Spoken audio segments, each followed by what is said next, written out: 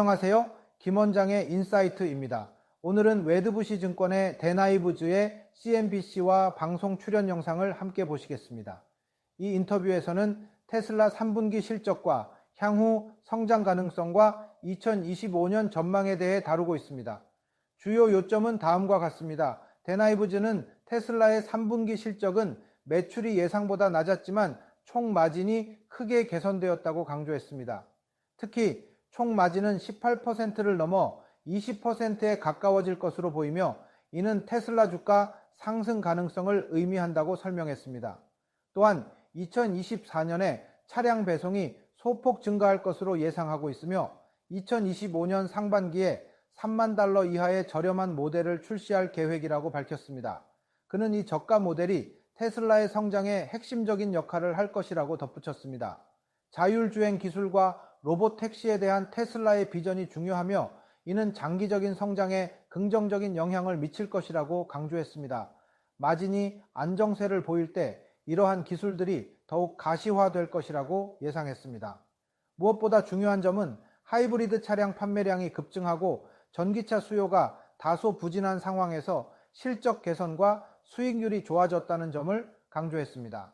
또한 그는 뉴욕시의 택시 운전사들이 테슬라에 대해 부정적인 시각을 가지고 있다는 점을 언급하며 이러한 반응이 향후 몇 분기 동안 테슬라의 주가에 영향을 미칠 수 있다고 경고했습니다. 지금부터 인터뷰 영상 함께 보시겠습니다. With us here, Dan Ives, Wedbush Senior Equity Analyst covering tech. I know you're going to want to talk about Palantir eventually, but let's talk about Tesla because those numbers are out now. Revenues are light, but hey, earnings. What matters more here? I mean, the whole story is about gross margins. I mean, that's really been the headwind on Tesla stock. I'd say $30 to $40 of a headwind to the stock. You saw gross margins. I mean, this is a blowout. Not even us thought that we could see a gross margin where essentially is anywhere from a 200 to 300 bit beat. This shows price cuts now under control.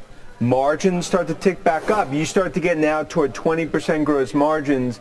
I think this is the start of the stock ultimately. This will have a 3 in front of it as a stock as the gross margins start to trend up and as well as growth into next year from a delivery perspective. So does the robo-taxi stuff matter? Look, I think longer term, we think the longer term story here is autonomous, is robotics, is essentially the AI play. Street, what they needed to see here, show me margins. You cannot have margins going toward 13, 14%.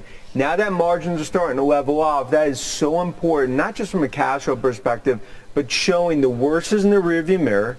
And when you think about all the bears and all the negatives, it comes down to deliveries will start to uptick. China, I think, is a source of strength in the quarter. But that gross margin, it's a Goldilocks for any bear. Okay, it's a Goldilocks for any bull. The bears, it's kind of a nightmare for, because that was ultimately the core of the story. Yeah, to your point, free cash flow, $2.74 billion. That trounced expectations for Q3. But some of the details we're getting here on the outlook, I think, are also really notable. They're basically saying, despite the ongoing macroeconomic conditions, we expect to achieve slight growth in vehicle deliveries in 2024. Also talking about energy storage deployments that are going to more than double this year. But perhaps this is most notable because I know you've written about this, saying plans for new vehicles, including more affordable models, remain on track for start of production in the first half of 2025. What should we take away from that when I know a lot of folks have been looking for a sub $30,000 vehicle? We're even expecting to get some details on that at the robotaxi event, which maybe was unrealistic. The linchpin to the story from a growth is a sub 30K vehicle. And I believe that hits by middle of 2025.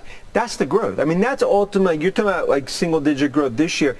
That's how you get to 10, 12, 15% type growth. Margins under control. That's what the bulls want to see. And I think the fact that they actually doubled down on, and I expect clearly on the conference call, they'll focus not just on margins, but more details around that vehicle. Look, Robotaxi Day, we could argue, many would say that they're disappointed. I believe ultimately that shows the vision, the autonomous and the AI vision. Street need to ultimately see. Stop talking the talk, walk the walk, show the margins. They did it. And Musk really has, I think, stepped up in that capacity. In what's been a year of softness for EV demand and obviously more adoption of hybrid vehicles, for example, are we going to look at Q3 as an inflection point for that changing, especially when you look at results like this today? Or is this a Tesla specific story as they do deploy more manufacturing techniques, more software, more AI, both internally and externally? I think it's a combination. I mean, you look at GM's quarter. I mean, that was a Juan Soto-like quarter for GM. And then you look at what we've seen in terms of Tesla. I believe this is the inflection point. This right now is the start to me of what we're actually starting to see from a gross margin perspective. The renaissance of growth come back. They've essentially been in between two growth waves. Next year you have a sub 30K vehicle. Then the autonomous and AI vision plays out. And that's, in our opinion, that's how you get to trillion and a half market cap. And right now, as we've seen, like, look, New York City cab drivers bearish on Tesla. Okay. And I think that's a good setup relative to what we see in the next 3-4 quarters. 영상 내용을 다시 한번 요약하자면 매출 원가 감소로 인한 총이익률이 중요하며 내년 2만 5천 달러짜리 저가 차량이 상반기 출시 예정이며 내년 20에서 30% 성장률이 예상되며 자율주행과 로봇택시는 테슬라 관점에서 전환점이 될 것으로 생각된다고 말했습니다. 지금까지 김 원장의 인사이트였습니다. 감사합니다.